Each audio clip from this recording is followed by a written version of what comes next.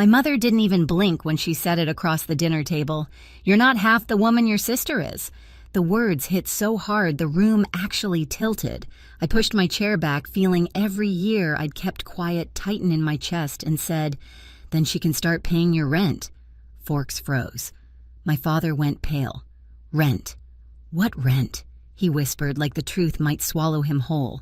But that moment, the shock, the silence, the fear in his eyes was nothing compared to what came after, because the real secret hadn't been revealed yet. My name is Nora Ellis, and for most of my life, I've been the quiet one in a family that never stops talking about my sister. People often assume I'm shy, but that isn't quite true.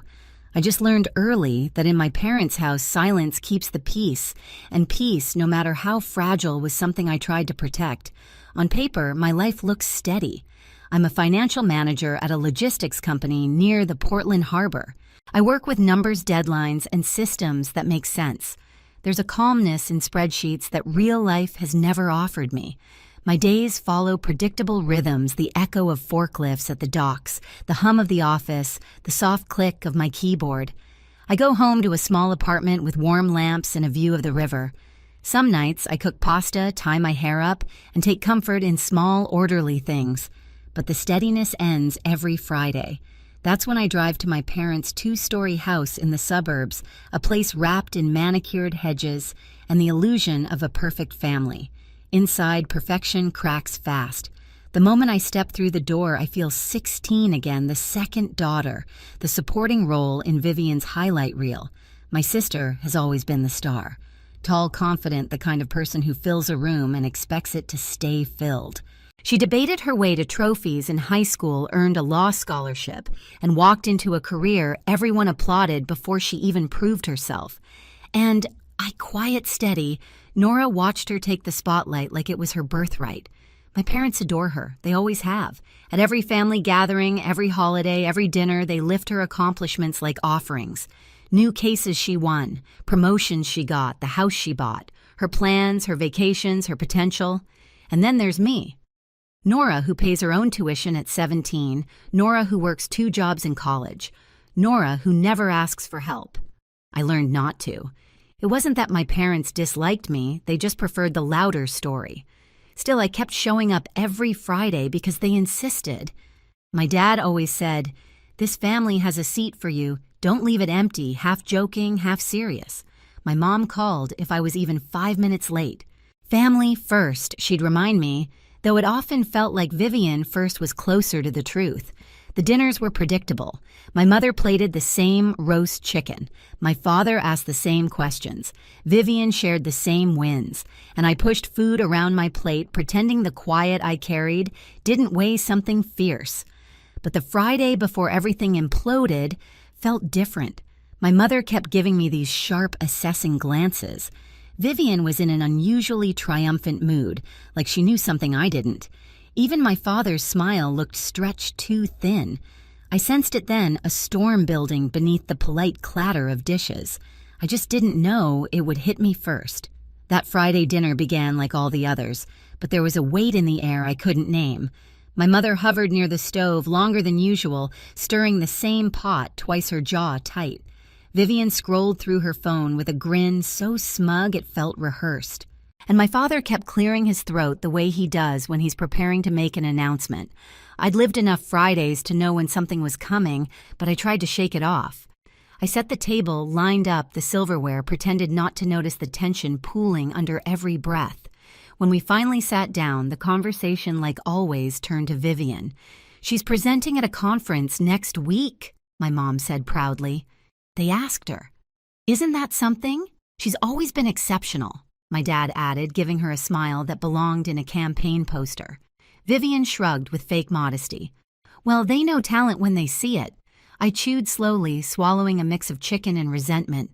I'd spent the entire day back at work fixing a financial mess left by someone else, but that never made it to the family dinner table.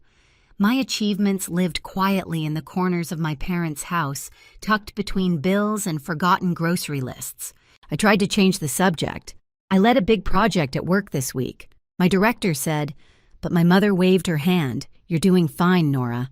But Vivian's work impacts hundreds of people. It's different. That sting, small, sharp, intentional, landed exactly where she wanted it to. I looked down at my plate, reminding myself to keep breathing. It was just another Friday, I told myself. Another night of swallowing what I wished I could say. But then my father leaned back, exhaling with a dramatic sigh. Speaking of homes, he began, Vivian helped us sort through some mortgage paperwork last month. She's been such a blessing. A chill crawled up my spine. Mortgage paperwork? Blessing. Vivian's grin widened. It wasn't a big deal. My fork froze halfway to my mouth. 3 years of payments pulsed behind my ribs. Payments I'd made quietly, without applause, without acknowledgement, because they told me they didn't want anyone worrying. I had sacrificed vacations, graduate classes, even the down payment for my own apartment. And now they were rewriting the story. A warmth started building in my chest, slow at first, then rising like a tide I could no longer hold back. My mother must have sensed it because she gave me that look, the patronizing tilt of her head that always meant I should stay quiet. Then she said the sentence that split something open inside me. You're not half the woman your sister is. The room didn't just go silent. It snapped. I felt myself sit up straighter. I felt the scrape of the chair legs on the hardwood floor. I felt every unspoken word I had ever swallowed gather at the back of my throat, like a storm clawing to break free. And for the first time in my life, at that table, I didn't push the feeling down. I let it rise. The words left my mother's mouth with such casual certainty that for a moment, I wondered if she even heard herself. You're not half the woman your sister is. She said it like stating the weather, like it was a fact I should have accepted long ago. Something steadied inside me. I pushed my chair back slowly, the sound of wood scraping across the floor, cutting the air clean in half. Vivian's smile faltered. My father looked up, startled, as if he'd forgotten I was even sitting there. I met my mother's eyes, my voice calmer than I felt. Then she can start paying your rent. Silence slammed into the room. My father blinked. Rent what rent? His voice cracked, almost pleading. I didn't flinch. The mortgage payments. For 3 years, 3 pairs of eyes widened at once, shock, denial, and something close to fear flickering across their faces. I felt a strange lightness, like I had finally stopped carrying a weight no one else even knew existed. My mother recovered first. Nora, don't be dramatic. We never asked you. You did?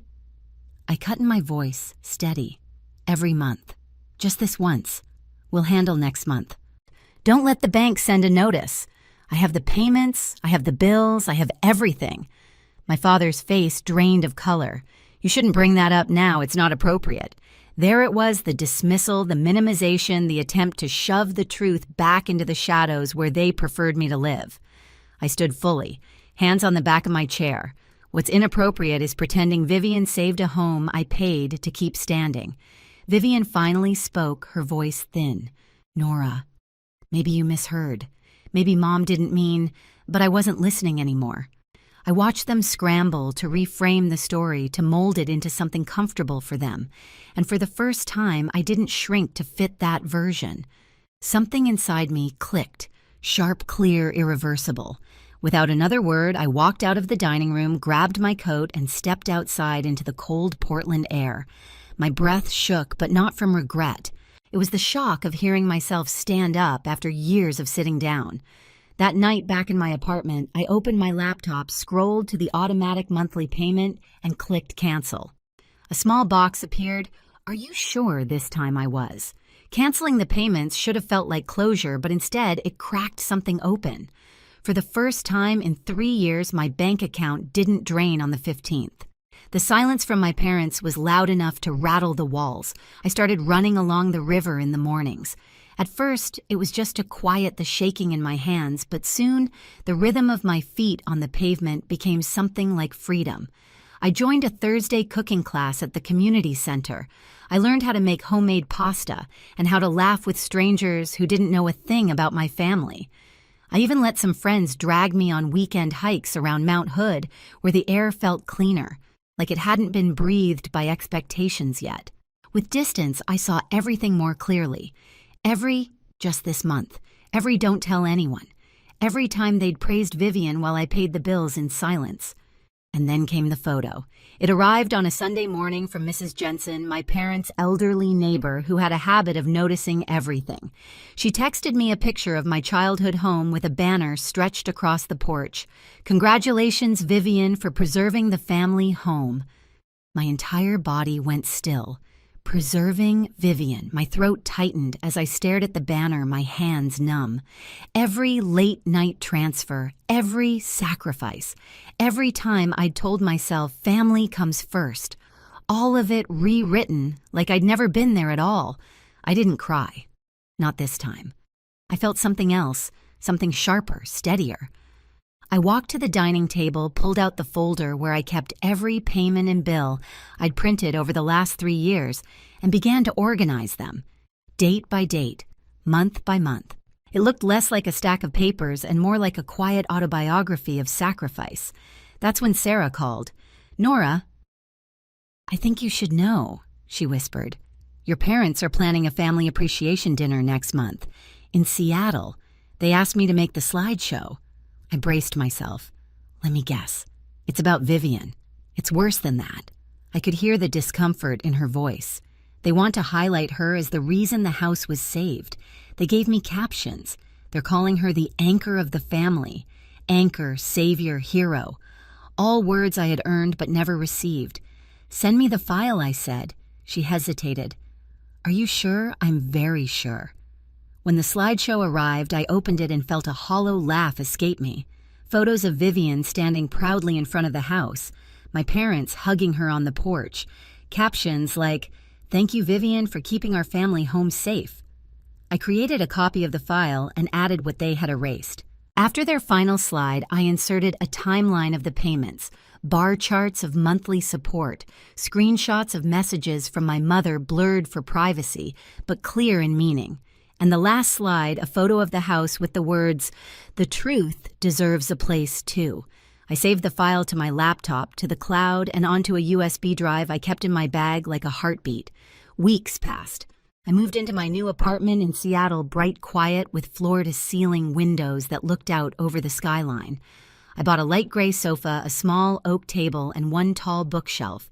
For the first time in my life, I walked into a home that belonged entirely to me. And then the invitation arrived. A message from my mother, family appreciation dinner. Dress nicely. No explanation, no acknowledgement, no apology. But when the day came, I didn't go to impress them. I went to finish something. The restaurant in downtown Seattle glowed with soft amber lights. Through the glass, I saw familiar silhouettes, my parents' Vivian, in an emerald dress, relatives I hadn't seen in years. Everyone dressed like they were attending a ceremony. And in a way, they were. I waited by the doorway, unseen, as my father took the microphone. "We are here," he began proudly, "to honor our daughter Vivian, the one who stepped up during difficult times, who helped us keep the home that has been in our family for decades." Applause, smiles, cameras flashing. The slideshow started. Vivian on the porch, Vivian holding papers, Vivian smiling next to my mother. Caption after caption painting a story that wasn't true. Then the screen flickered. A bar chart appeared. Then another. Then the dates, the payments. 3 years of financial support mine spread across the screen in unforgiving clarity. The room went silent. My parents froze. Vivian's mouth fell open. I stepped forward into the light. "If the truth makes anyone uncomfortable tonight," I said calmly, "that's not my problem." Every head in the room turned. My father looked at me like I was a ghost he never expected to see. My mother's face crumpled, not in shame, but in fear of being exposed. Vivian's eyes filled not with sorrow, but with dread. I walked toward the screen. For 3 years, I paid the mortgage. Not 1 month, every month. Quietly. Consistently. While you, I looked at my parents, rewrote the story to make it easier for everyone to applaud. My father tried to speak. "Nora, take this outside. Why I asked. You wanted everyone here to know what Vivian did. Why shouldn't they know what I did?" Whispers spread like wildfire. I knew something was off. She was always working late.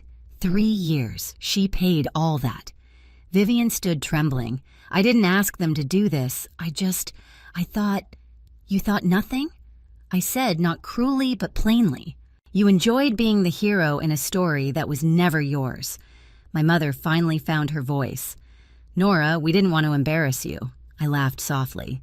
Embarrass me by telling the truth. The USB drive felt heavy in my pocket, but the truth on the screen was enough. I had no desire to attack them further. The point wasn't to win. It was to be seen. For the record, I said, I don't want the house. I don't want credit. I just won't let you erase me. The room stayed silent long after I stepped away from the screen. My father reached out a hand. Nora, wait. But I didn't wait. I turned and walked toward the door, feeling lighter than I had in years. Outside, the cool Seattle night wrapped around me. I stood on the steps, breathing in the sharp air, and realized something. This wasn't revenge. It was release. Inside, they could argue, cry, deny. It didn't matter. The truth had been spoken, and I had finally stepped out of the shadow they kept me in. And once you step into your own light, you don't go back.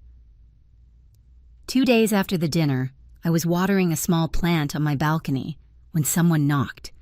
Through the peephole, I saw my parents standing close together, looking smaller than I'd ever seen them. My mother's eyes were swollen, my father's shoulders tense, as if the cold Seattle air had carved new lines into both of them. I opened the door without a word. They stepped inside, slowly scanning my apartment like they were entering a life they'd never imagined for me. Sunlight spilled across the floor-to-ceiling windows, catching the edges of my bookshelf, the new dining table, the quiet I had built on my own. My mother spoke first. Nora, we're sorry. Her voice cracked. We were wrong. We shouldn't have let the story become something it wasn't. We shouldn't have asked you to carry so much alone, my father added. We talked. We want your name on the house. You earned it. I let the words settle, not with bitterness, but with clarity. I don't need it, I said. I have a home now, my own. What I needed was respect and honesty, not a deed. They fell silent. My mother's hands shook. My father looked at the floor like the truth had finally dragged him somewhere unfamiliar. I'm not angry anymore, I said quietly, but I'm done disappearing. If we rebuild anything, it has to start from that. Something in the room shifted. Not forgiveness, not yet, but an opening. A place where we could breathe without old stories crushing us. When they left, the apartment felt even brighter. I walked to the balcony, looking out over the skyline, realizing I had crossed a line there was no returning from. And for the first time, the future felt entirely mine. I stood on my balcony long after the door closed behind my parents, watching the Seattle lights blink against the dark. For years, I thought keeping the peace meant keeping quiet. But the truth is, silence doesn't protect you. It erases you. Choosing myself didn't break my family. It finally broke the story that kept me small. And maybe that's the real beginning. If you've ever carried a burden in silence or been written out of your own story, tell me in the comments. I read everyone. And if this chapter resonated with you, hit subscribe. More stories are coming, stories about finding your voice, standing your ground, and rewriting what family means.